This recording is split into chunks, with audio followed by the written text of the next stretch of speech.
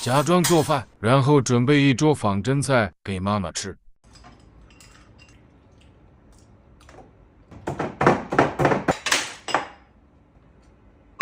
你龟儿是不是狗子节蜘蛛网了？要老子弄条子给你撇干净。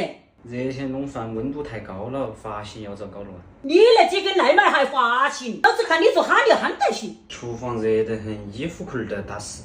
你怕是在洗碗池开游了个愿，老子还以为你今天脑壳开窍了，结果那些塑料盒盒给老子吃。你是觉得老子牙巴镶了钢条吗？那你给我安排个美的厨房空调嘛？毕竟我的人生都像夏天的厨房，厨房都是我那个夏天的归宿，清凉下厨都是我追求完美的事业。说得好有文化哟！你差点都可以幼儿园直接保送清华了。老子吃你那个还不如去朝天门扎起嘴巴喝700红。风火多了容易打屁，吃那个嘛。